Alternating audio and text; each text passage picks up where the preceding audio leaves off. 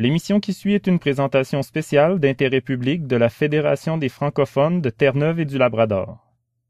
Vous aimeriez avoir plus d'informations sur les sujets traités dans cette émission.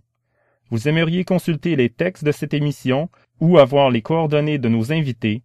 N'hésitez pas à contacter notre organisme par téléphone au 757-2828 ou sur le site Internet de la FFTNL au www.francotnl.ca. Bonne émission. Bonjour, mon nom est Louis-Christophe Villeneuve et je serai votre animateur de cette série de 5 émissions spéciales pour prévenir les abus et la maltraitance envers les aînés du 6 au 11 avril dans le cadre de la Semaine nationale de sensibilisation aux victimes d'actes criminels.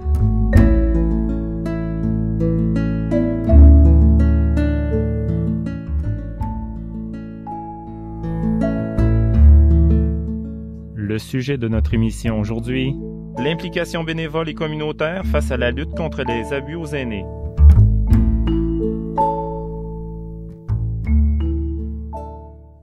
Bonjour, aujourd'hui on reçoit Céline Romanin, coordonnatrice de projet à la Fédération des aînés francophones du Canada, coordonnatrice du projet Ensemble contre les abus, la violence et les fraudes envers les aînés. Bonjour. Bonjour. Pour commencer, décrivez-nous comment les bénévoles aînés francophones s'impliquent dans la lutte à l'abus envers les aînés. Alors, la Fédération des aînés et aînées francophones du Canada a mis sur pied un projet de sensibilisation il y a quelques années dans le cadre d'un financement du programme Nouveaux Horizons pour les aînés. Et dans le cadre de ce projet, nous formons des bénévoles animateurs qui, par la suite, vont présenter des ateliers de sensibilisation aux abus et à la fraude envers les aînés dans leur communauté. Alors, l'engagement se fait bénévolement. Donc, les gens, avec l'appui de leur regroupement d'aînés provinciaux ou régionaux, se rendent dans des clubs ou dans des résidences pour aînés ou même parmi la communauté et présentent toutes sortes de projets de sensibilisation. Justement, cette fin de semaine, l'Assemblée francophone des retraités de la Colombie-Britannique a présenté une pièce de théâtre qui sensibilisait à l'abus financier et plutôt à l'abus en général envers les aînés. Et cette pièce de théâtre a été présentée à la communauté. Donc, dans le cadre du Festival de la francophonie, plus de 75 personnes de la communauté ont assisté à la pièce et par la suite, il y a eu une discussion sur le sujet de l'abus envers les aînés qui a eu lieu avec les gens du public. Donc, c'est le genre d'initiatives et de projets que les bénévoles aînés peuvent participer pour sensibiliser d'autres gens à l'abus envers les aînés et comment s'en prémunir.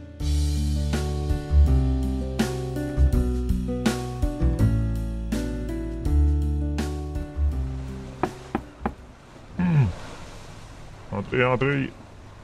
Je suis sa galerie. Alors, comment vas-tu ces jours-ci? Comme ci, comme ça. Je suis bien fatigué. Est-ce que tu as du mal à dormir? Ouais, j'ai pas d'énergie du tout. Je m'entraîne toute la journée. Sors-tu un peu pour prendre de l'air? Non, j'ai bien trop peur de tomber. De toute façon, j'ai pas le courage. Ça te ferait du bien pourtant. Qu'est-ce que tu fais de tes journées alors?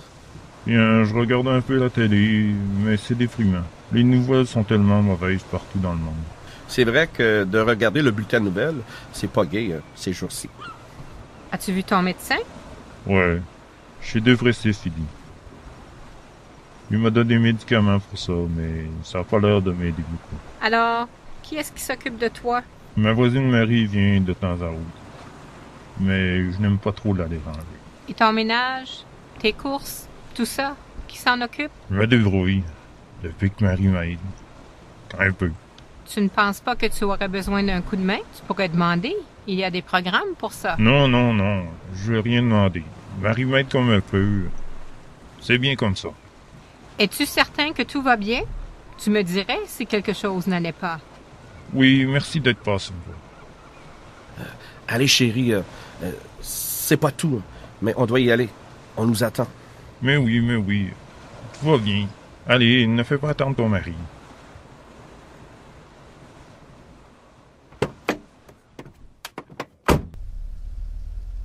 As-tu vu dans quel état il était?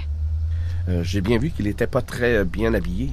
Il était mal habillé, ses cheveux étaient sales, ses ongles aussi. Mon Dieu, c'est épouvantable. Tu sais, quand on est dépressif, on se laisse aller. C'est un fait, mais la voisine qui s'occupe de lui doit bien voir dans quel état il est, le pauvre. Et puis, tu sais, il a perdu du poids, c'est certain. Il flottait dans son pantalon. Oui, j'ai remarqué, c'est peut-être la dépression. C'est peut-être aussi qu'il ne mange pas suffisamment. S'il ne sort pas et que sa voisine ne vient que de temps à autre, où est-ce qu'il trouve sa nourriture? Je n'aime pas ça du tout. Et puis, tu as vu comment il a réagi quand j'ai suggéré qu'il contacte les autorités pour avoir de l'aide? Comme s'il avait peur de quelque chose. Il a peur de son ombre, le pauvre. Quand sa femme était du monde, il avait déjà pas le droit de dire grand-chose.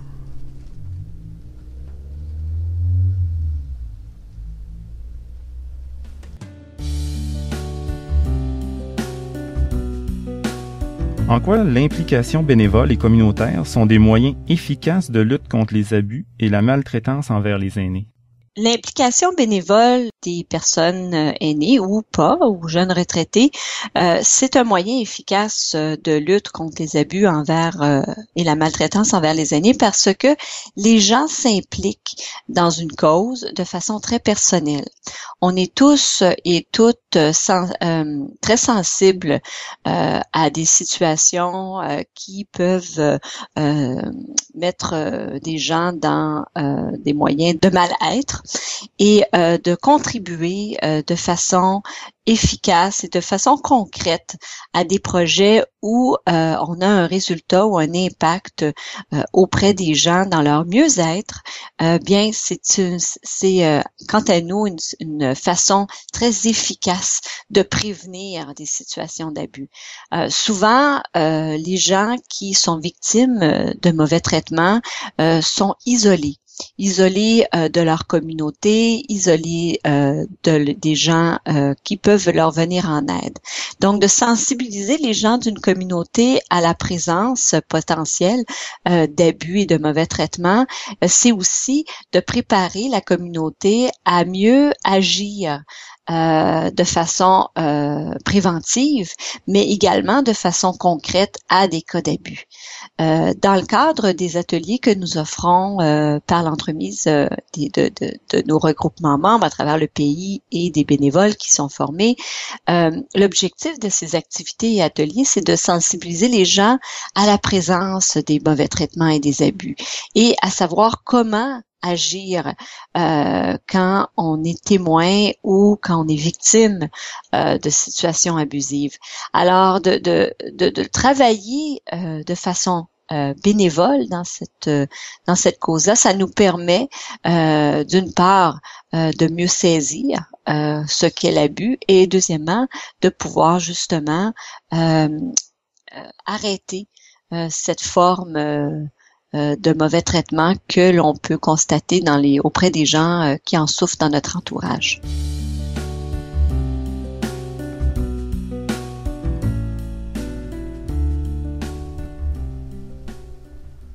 Peut-être, mais ça fait 10 ans qu'elle est morte et il n'a plus besoin d'avoir peur d'elle.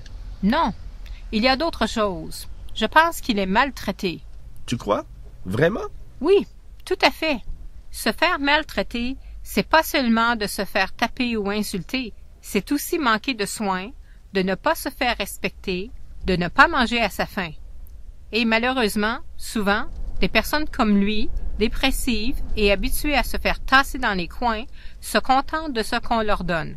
S'il n'a pas le courage de regarder la télé, tu penses qu'il a l'énergie de réclamer quoi que ce soit? Il ne réalise peut-être même pas qu'il est maltraité. Peut-être qu'il trouve ça à moitié normal, après une vie d'insultes et de s'être fait rabasser par sa femme. Absolument. Ou il a peur que les autorités s'en mêlent et que sa voisine soit accusée de mauvais traitement. Ça m'étonnerait pas. J'espère qu'il n'est pas victime de violence. Je n'ai pas remarqué de traces de coups, mais il a peut-être peur qu'on le retire de son appartement et qu'on le mette dans un foyer. Je n'ai rien vu, moi non plus. Mais il faut faire quelque chose. Je suis d'accord avec toi. Peu importe la raison, il n'est pas très bien traité. Il a besoin d'aide. Et on est témoin de ce qui lui arrive, alors on a une responsabilité. On fait quoi? Je vais retourner lui parler toute seule. Peut-être que comme ça, il se sentira en confiance et il m'en dira un peu plus. Et après? Après, il faudra prendre notre courage à deux mains et aller parler à la voisine. Ça risque d'être pas facile. Pour sûr. Mais tu sais, soyons optimistes. Peut-être que cette Marie n'est vraiment pas méchante avec lui.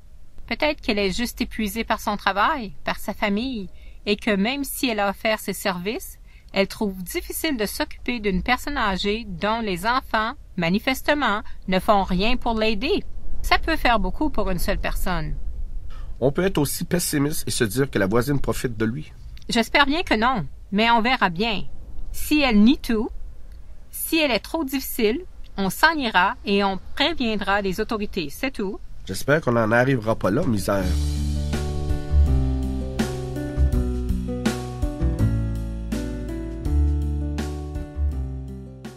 Comment puis-je agir face à des situations d'abus et de maltraitance? Alors, il arrive souvent que des voisins, des amis, des membres de la famille repèrent des signes d'abus ou de maltraitance qu'une personne peut subir par une autre personne. C'est important d'intervenir de certaines façons lorsque l'on est témoin de ces signes d'abus. Donc, d'une part, il y a trois choses qu'il faut faire lorsqu'on est témoin de ces abus. Tout d'abord, c'est de le reconnaître que c'est un signe d'abus et que ce n'est pas correct. Donc, c'est important pour reconnaître ces signes d'abus de bien savoir ce qu'est l'abus. Alors, ça, c'est la première chose. Deuxièmement, l'autre geste important à faire, c'est de le nommer, de bien démontrer et nommer que ce qui a été fait est un signe d'abus. Et quand on dit de nommer, c'est de le mentionner à la personne qui en est victime. Donc, de dire que à la personne, ben, je pense que ta fille vient de prendre l'argent dans ton portefeuille, c'est un vol, c'est pas correct. Par exemple. Le troisième geste important à poser, c'est de vérifier. Vérifier comment on peut agir, comment on peut venir comment on peut porter en aide à la personne qui est victime d'abus. Et ce qu'on suggère à ce moment-là, c'est que vous, en tant que témoin, c'est d'aller vérifier auprès d'instances qui ont les compétences pour agir, si comment vous pouvez lui apporter ou lui venir en aide. Donc, vous pouvez, par exemple, appeler le pharmacien ou parler au pharmacien de cette situation d'abus et lui demander conseil. Parler à la police, par exemple, et demander conseil. Si vous jugez que la situation est sérieuse, vous pouvez agir de façon efficace pour aider une personne victime de mauvais traitements à mieux s'en sortir. Merci, Madame Romanin. Je rappelle à mes auditeurs que vous êtes coordonnatrice de projet pour la Fédération des aînés francophones du Canada. Encore un gros merci et à la prochaine.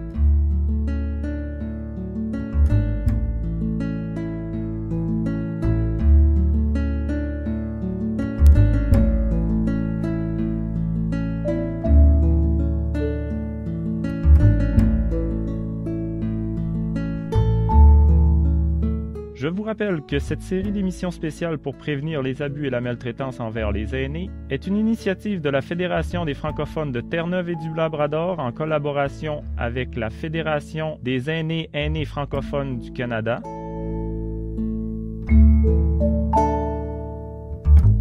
Cette série d'émissions a été rendue possible grâce au soutien financier du ministère de la Justice Canada, avec la participation de la Fédération des aînés francophones du Canada.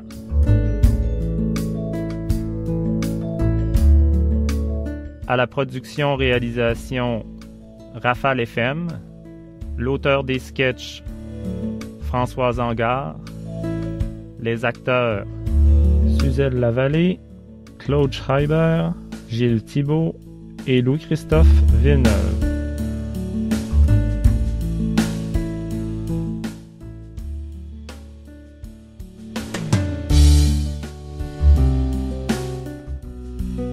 Crédit musical Easy Lemon par Kevin MacLeod sous licence CC Attribution 3.0.